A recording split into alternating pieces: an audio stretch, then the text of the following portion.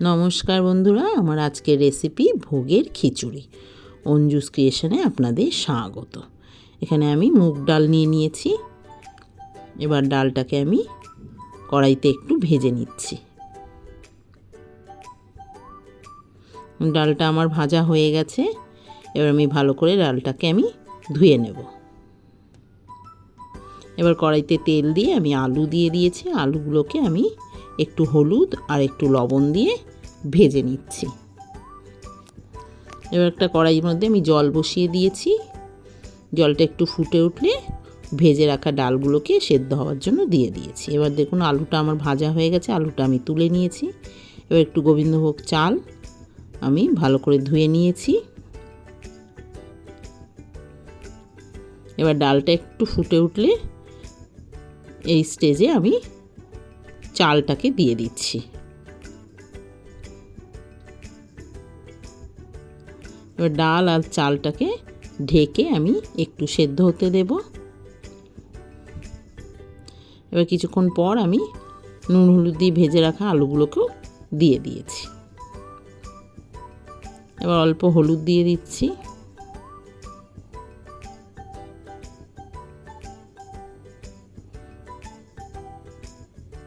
দিয়ে আবার কিছুক্ষণ ঢাকা দিয়ে রেখে দিয়েছি। এবার একটা বাটির মধ্যে 2 চামচ আদা বাটা নিয়েছি, একটু হলুদ গুঁড়ো নিয়ে নিয়েছি, 1 চামচ ধনে গুঁড়ো আর 1 চামচ জিরে গুঁড়ো দিয়ে দিয়েছি। এবার অল্প জল দিয়ে আমি সব মশলাগুলোকে মিশিয়ে নিচ্ছি।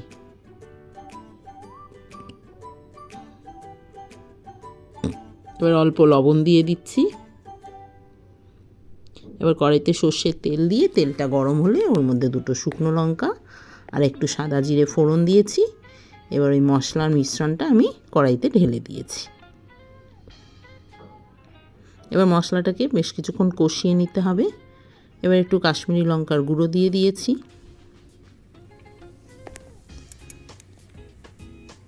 আর কাঁচা লঙ্কা দিয়ে দিচ্ছি।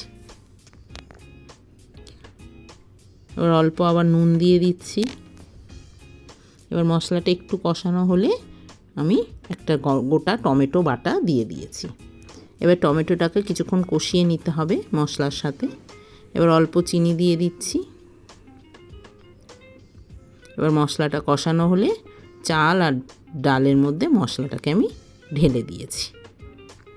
এবার মশলাটাকে ভালো করে কিছুক্ষণ মিশিয়ে নিতে হবে। এবার কিছুক্ষণ আমি চাল আর ডালের সঙ্গে ফুটতে দিয়েছি। এবার দেখুন খিচুড়ি আমার তৈরি হয়ে গেছে। এবার ওপর থেকে আমি একটু ভাজা মশলা ছড়িয়ে দিয়েছি। ধনে জিরে আর শুকনো লঙ্কা শুকনো খোলায় ভেজে আমি গুঁড়ো করে নিয়েছিলাম।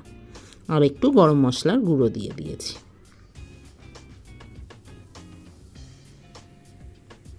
এবার একটু ঘি দিয়ে দিচ্ছি।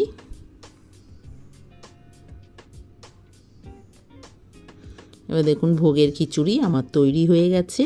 লাবড়া, বেগুন ভাজা আর পাঁপড়ের সাথে আমি পরিবেশন করে দিয়েছি। দেখা হবে আবার নতুন কোনো রেসিপি নিয়ে। সবাই ভালো থাকবেন, সুস্থ থাকবেন। ধন্যবাদ।